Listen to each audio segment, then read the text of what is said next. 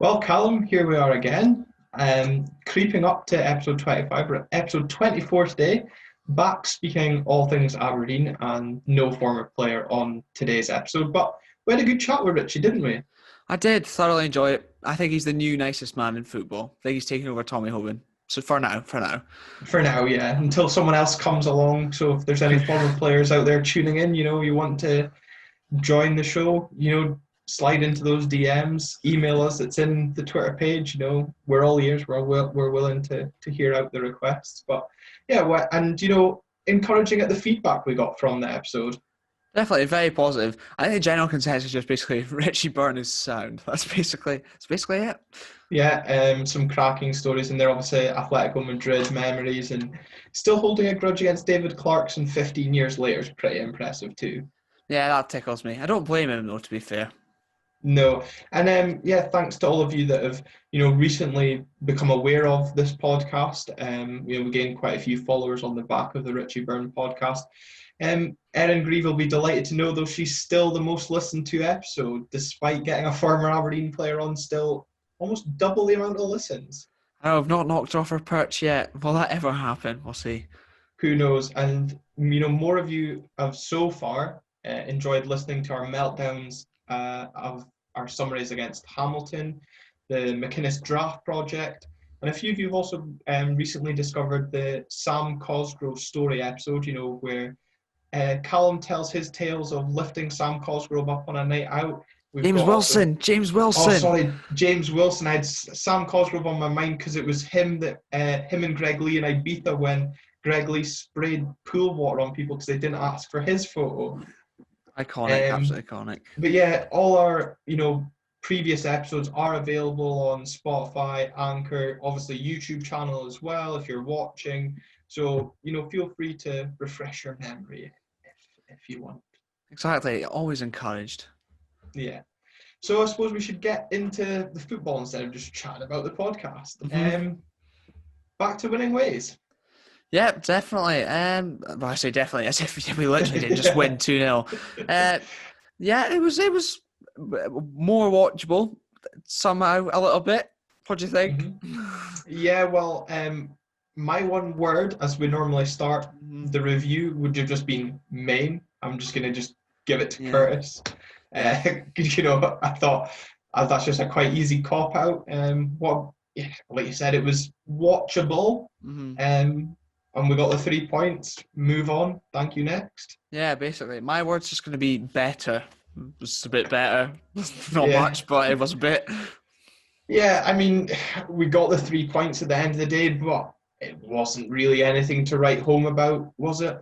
No, an improvement. I think after playing so badly for so long, just getting a win like that is fine when you've got a decent run of games going, and hopefully we can improve things going forward now. Fingers crossed.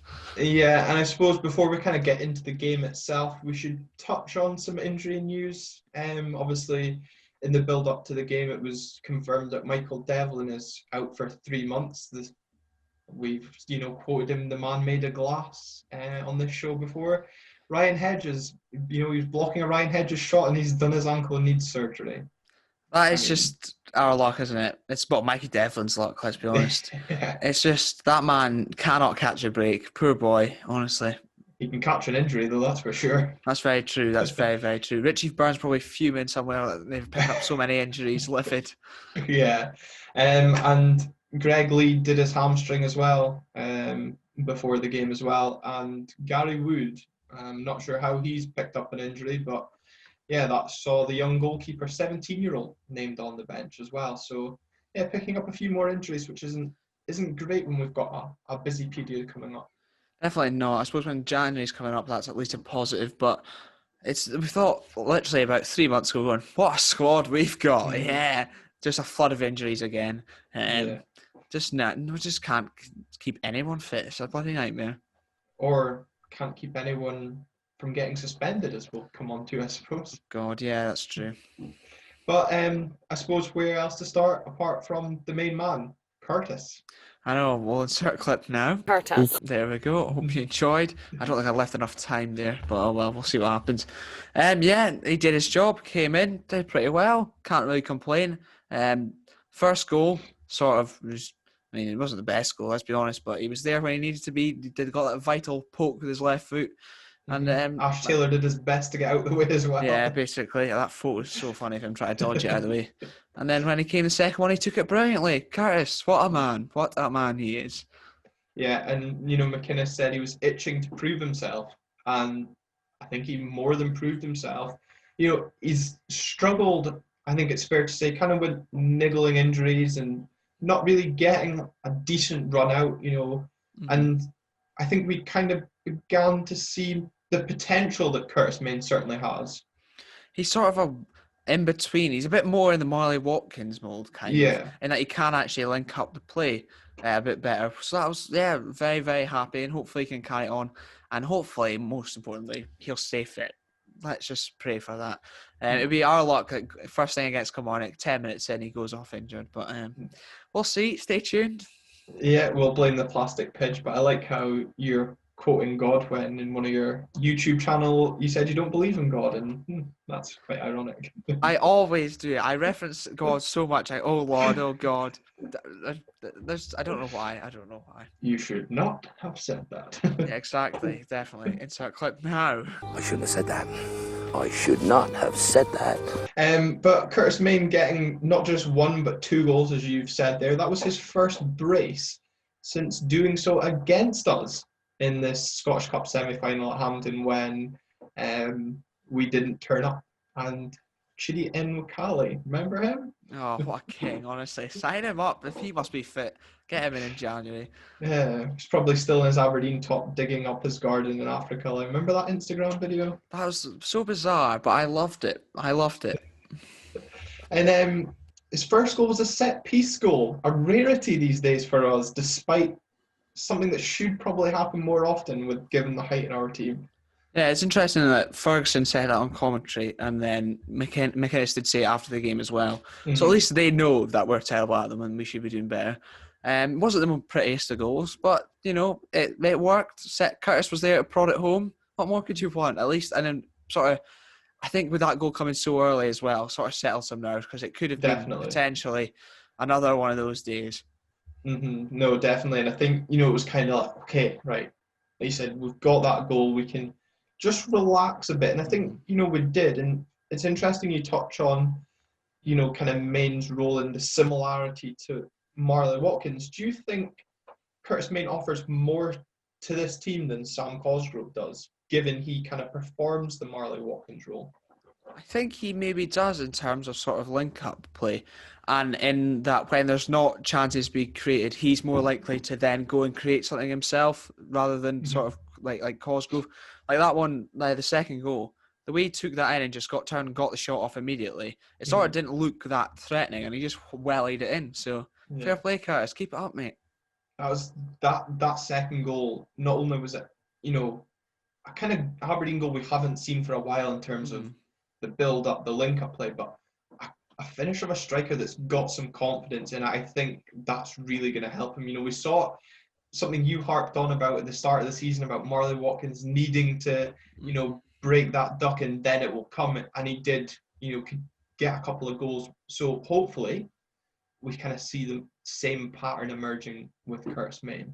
I'm offended that you said I'm harping on, but I mean, I suppose that's basically all this podcast is. But yeah, hopefully he can carry on. He's got a decent run of games for a chance to do that, and he's got an upcoming game against Motherwell coming up soon as well. So if he could do that, if you score against them, that would be perfect, and payback for when he just ruined our day at Hampden. Yeah, hopefully. One player that came into the side on Saturday was Dean Campbell, obviously replacing Lewis Ferguson, who was suspended. Looked very assured on Saturday alongside Ross McCrory. He did. He looked a lot more comfortable, and I'm going to put it down to the lack of Under Armour. I don't know what he's playing at. In fact, it got to December, and now he's decided to chuck it after only just wearing it all the time. Maybe Steve's had a word, you never know. But yeah, no, he did look comfortable. He looked a lot more comfortable alongside McCrory than he has done Funso Ojo, which I've seen a few people saying on Twitter.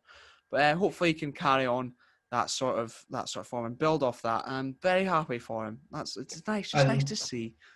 And I suppose, given Ross McCrory's booking at the weekend, I'll fully expect Dean to continue in his starting role, but he'll have a new midfield partner in Lewis Ferguson on Saturday. So hopefully he can click with Lewis as much as he did with Ross on Saturday.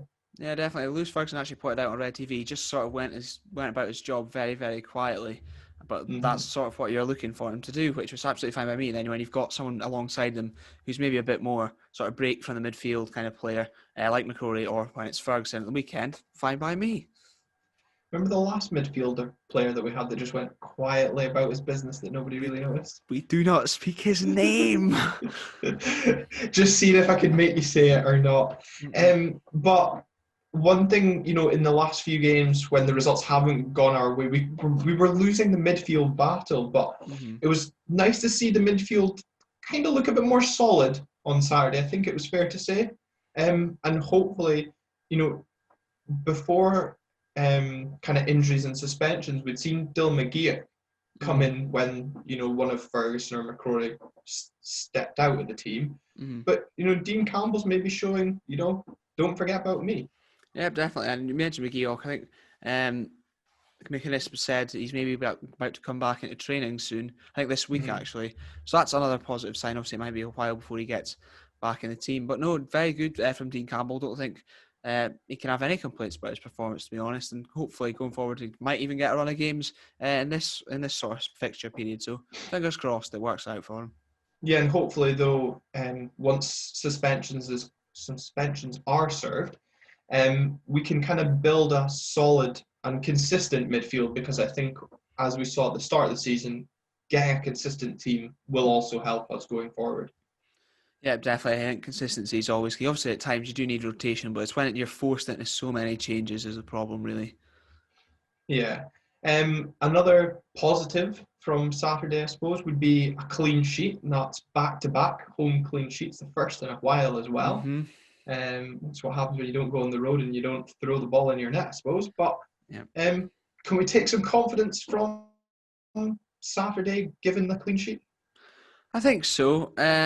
It's always a good thing. Well, first go get the win, and then you keep the clean sheet as well. That's a couple now, as you said. So going forward, I suppose it maybe will provide a bit more confidence for what had been a bit of a shaky back four, the three centre halves, and the keeper as well, if you include him.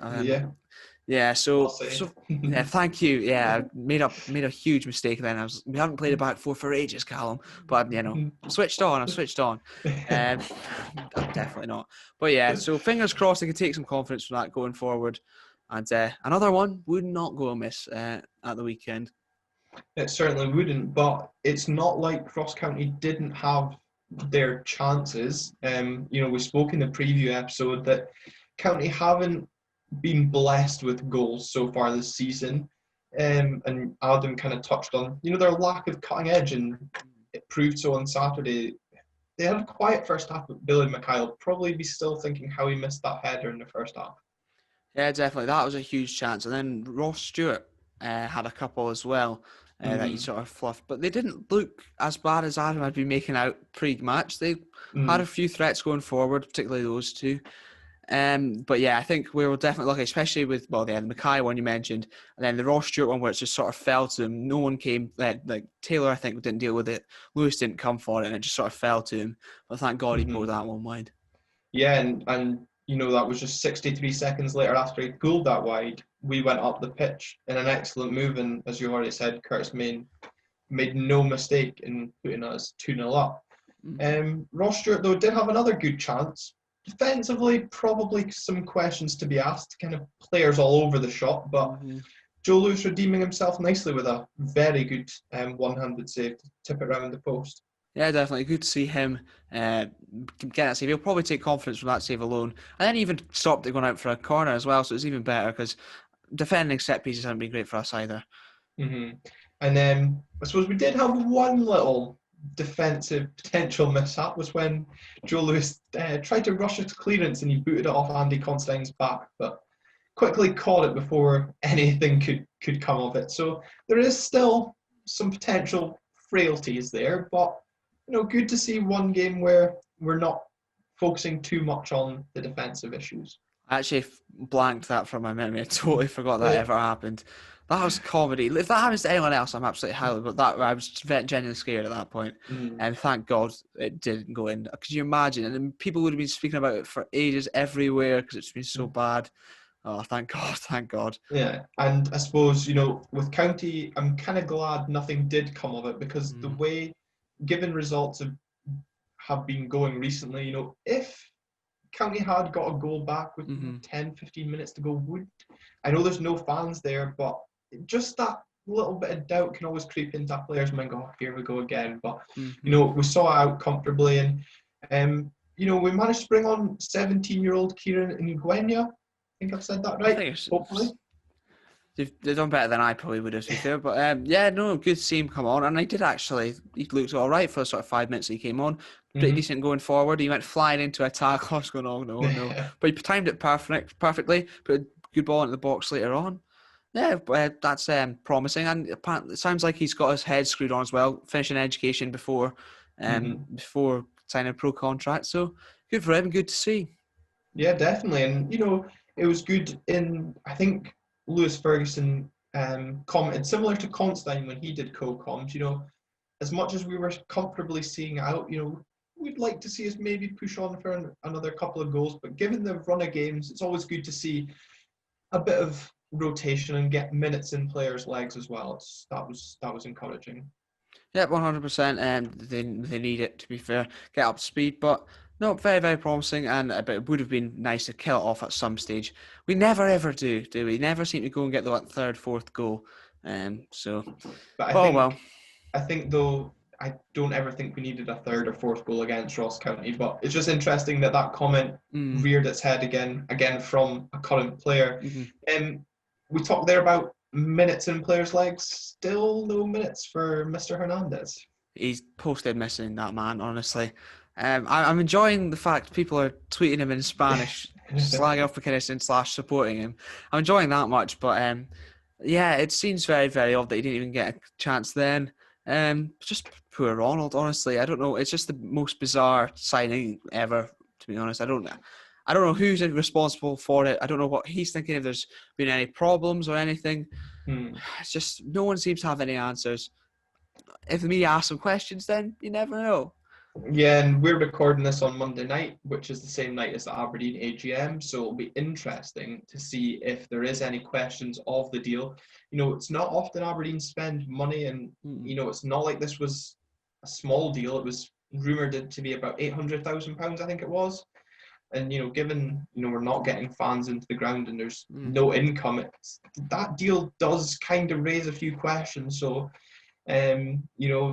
Mr. Cormack, you still haven't answered our plea to come on the show.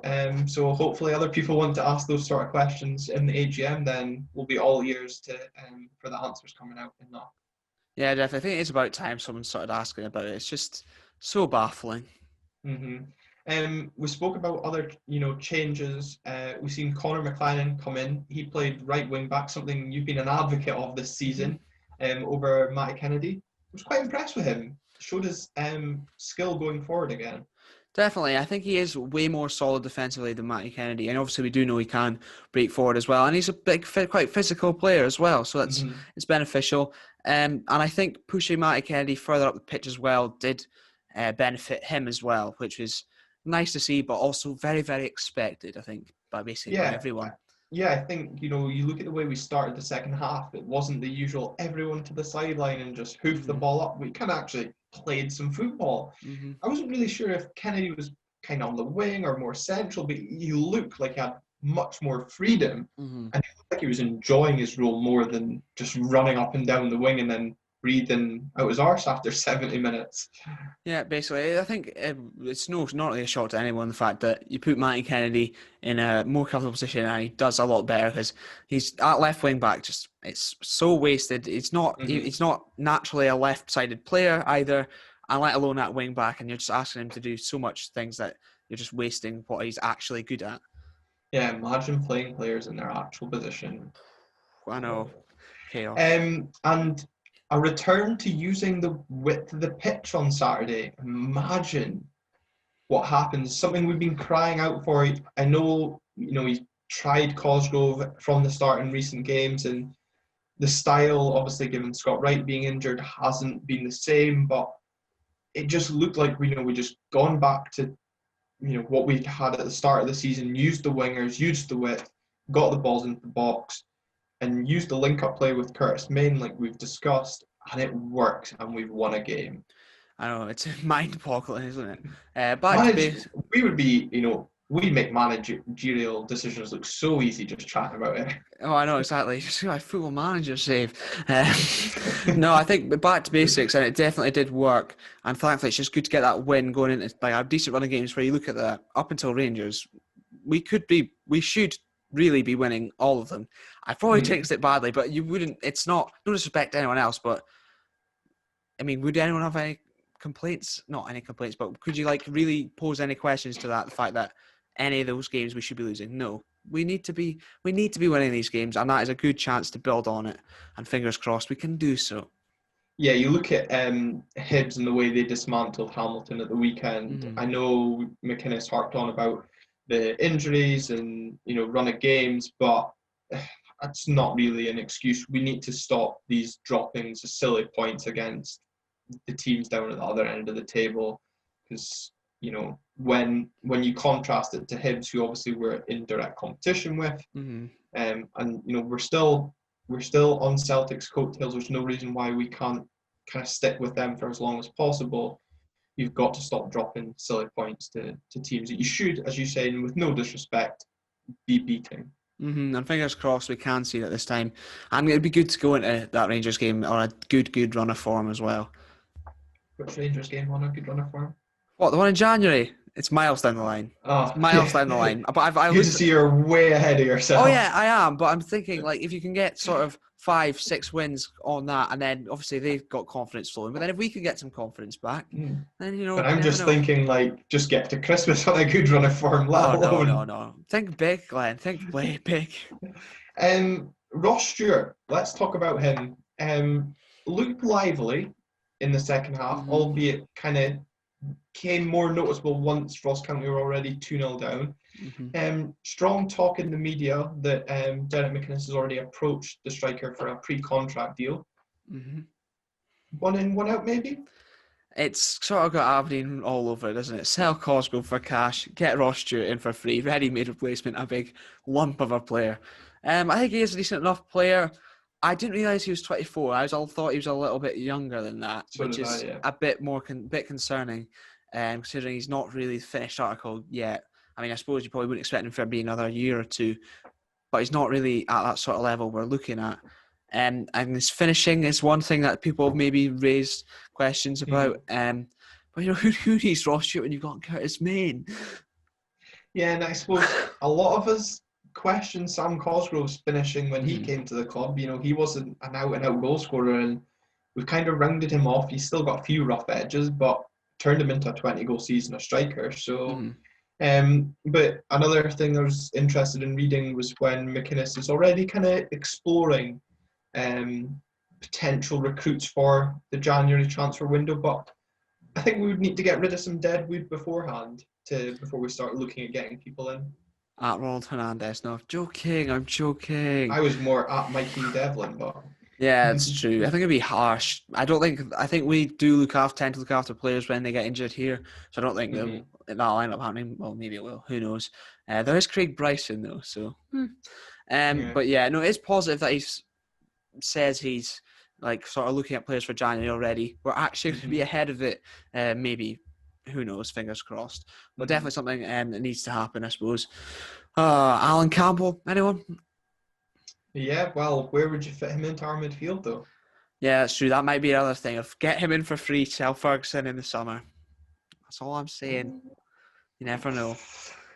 Well, so moving on to the weekend, Aberdeen travel down to Ayrshire, trip to Rugby Park. Do you think we could follow in the women's footsteps who just beat their female counterparts 5-0? Be nice to see some goals. That'd be nice. 5-0, 5 Curtis Main goals. That's what I'm saying. I know I don't predict anymore, but there we go. I'm getting it in early. No, it would be nice. Obviously, got a very, very good record down there. If you can carry that on without fans, it would still be good. fingers crossed. And again, I'm looking at Rangers game. I'm eyeing it up. We're gonna have them. I'm telling you. So we build some good form until then. Now's a great chance. I'm so determined that we're actually gonna turn up against them one time. Look, getting so excited, so ahead of myself. I don't know why I'm getting excited, given how bad things have been. Yeah, I mean, I'll have whatever you've been having tonight that's suddenly injected a ridiculous amount of positivity into you. Cup of tea. It was cup of tea. That's all.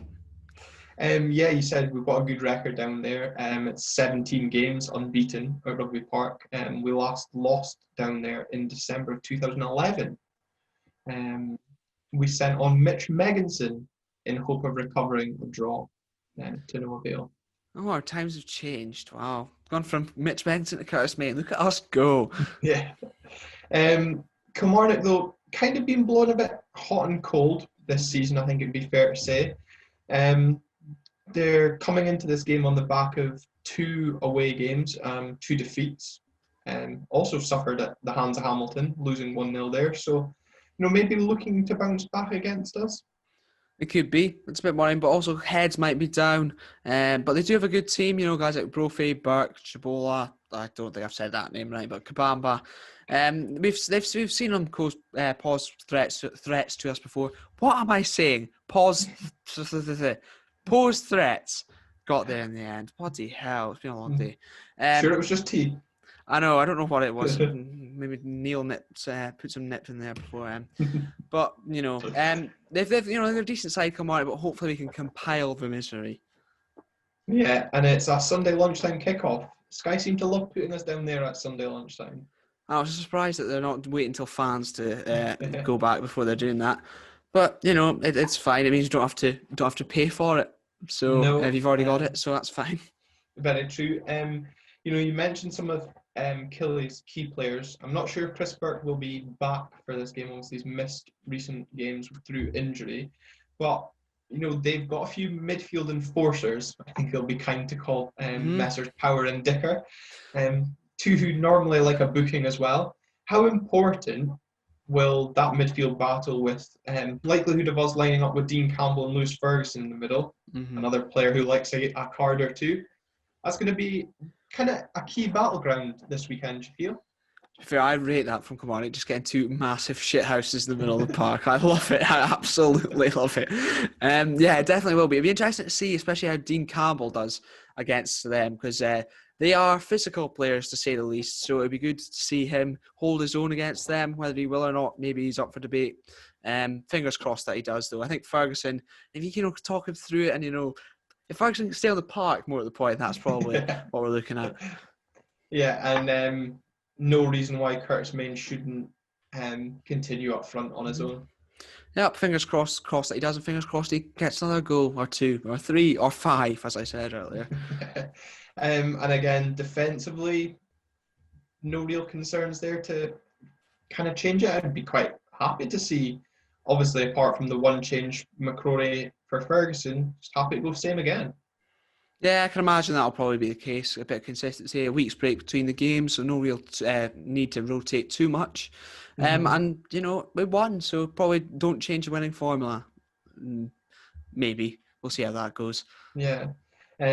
Touch wood that there's no more injuries at Cormac Park this week, because, we seem to be picking them up more often than not. Are you confident for the game? Given that we've got such a good record down there.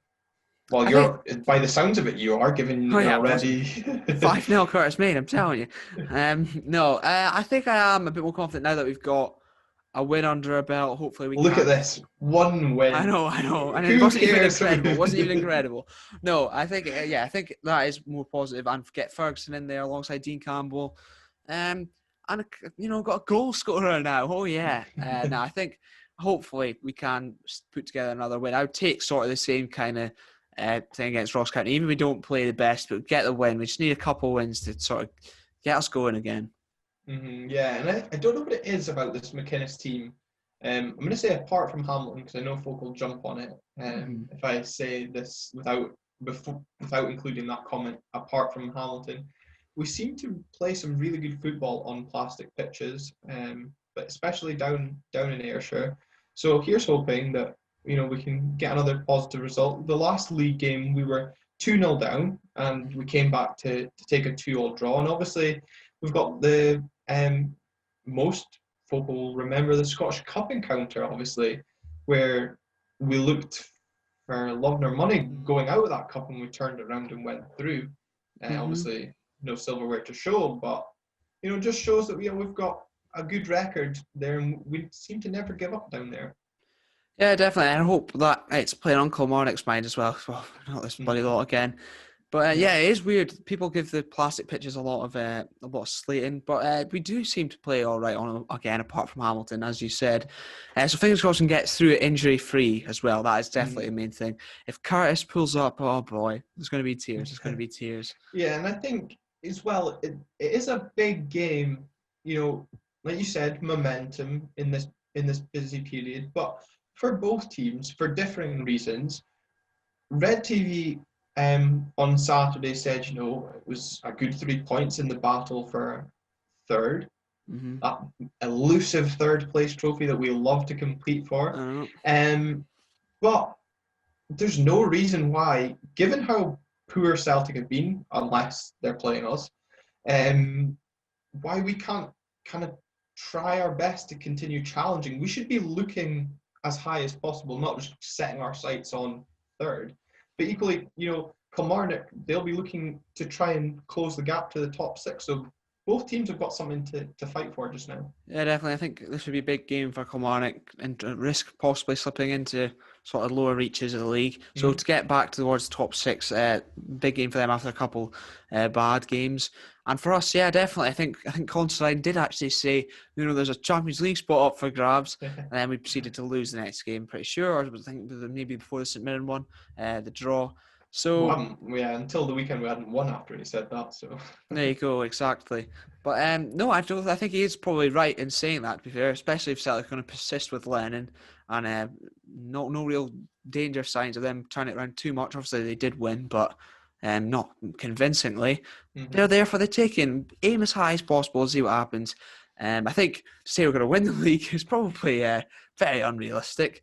But you never know what can happen. If we could turn up against Celtic, then it's possible. It's maybe possible. Yeah, and I think given we're approaching Christmas, we're 10 points clear of 5th place in Motherwell.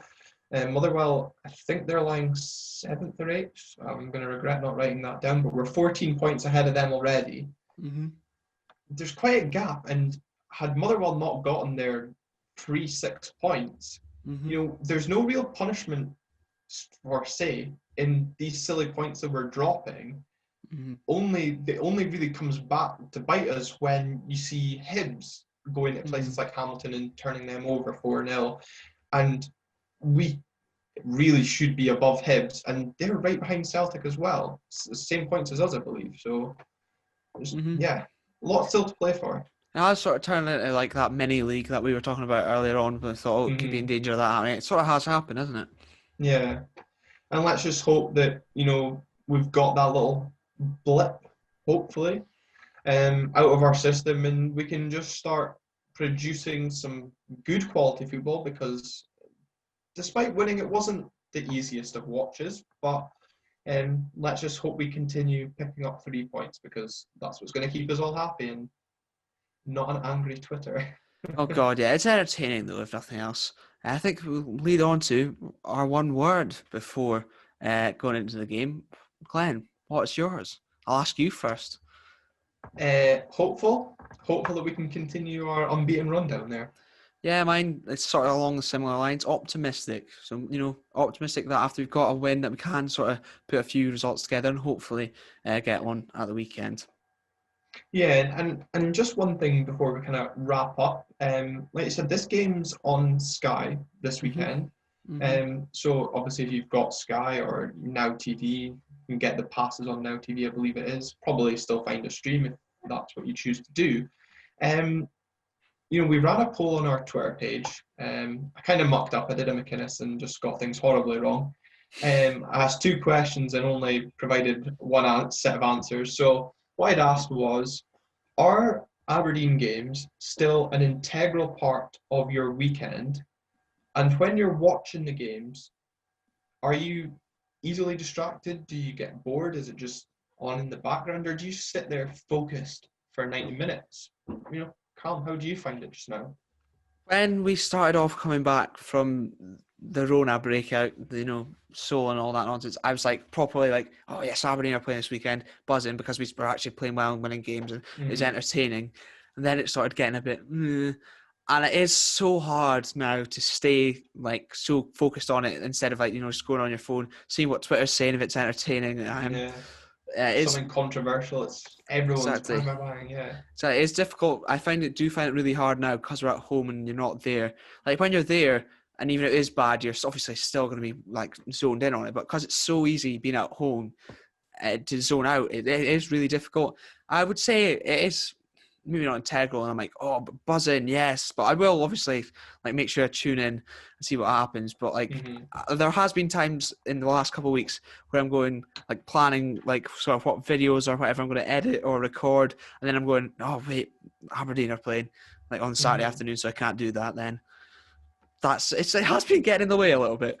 Yeah, and I think, I don't know if it's maybe like this time of year, people with kids are out Santa's grotto like I was during the St Mirren game, or I was visiting my mum with Rory at the weekend, but we still had the game on the laptop. The commentary was down because I don't want to hear about who's going to be man of the match every 5 minutes. But didn't mention that until the 83rd minute. Well, see, I told you that's how low I had it. I was really not paying attention, and also the commentary is pretty poor. So, just like things like that. You then, like you said, if something happens, you're checking Twitter. You're seeing what other people are saying.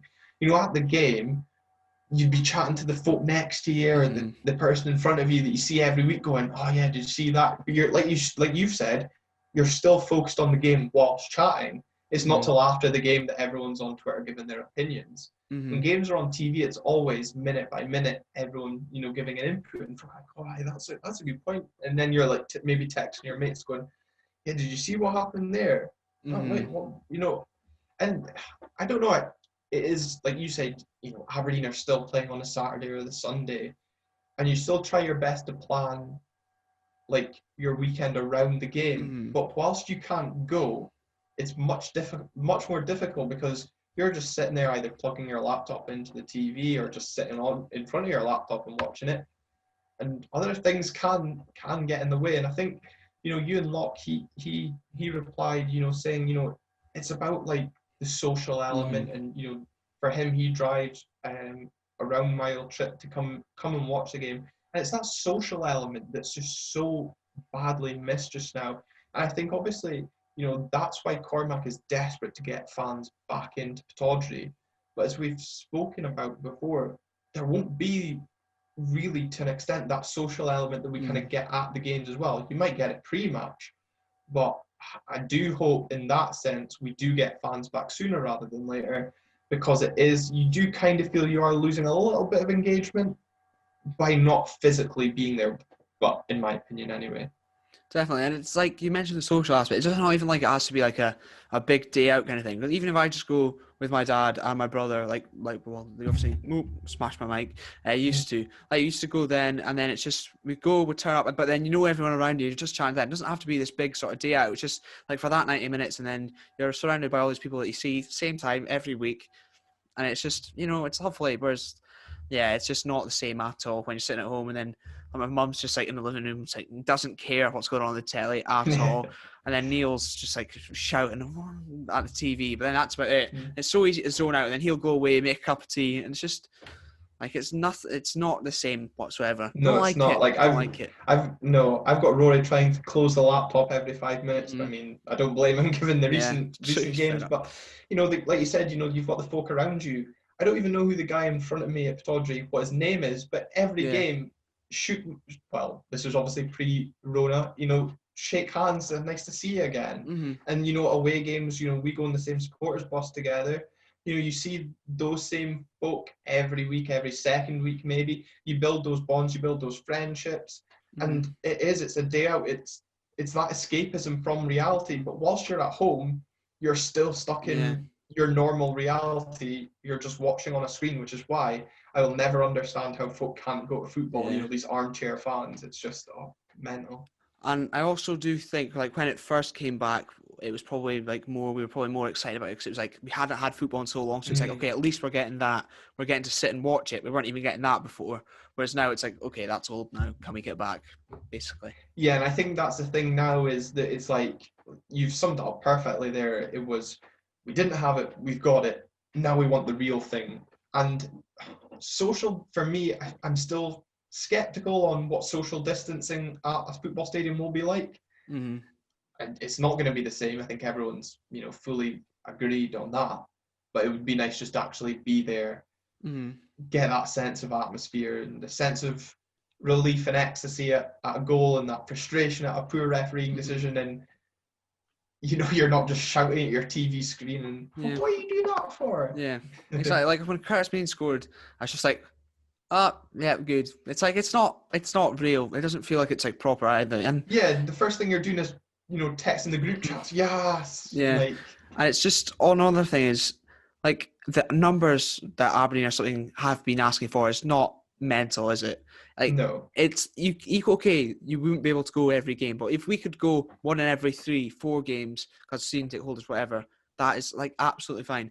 And like, you look at numbers down in England, it's another thing I'm just like, what is, like, they're getting 2,000 people in, like, a 40,000 seater stadium. It's like, why can you not just...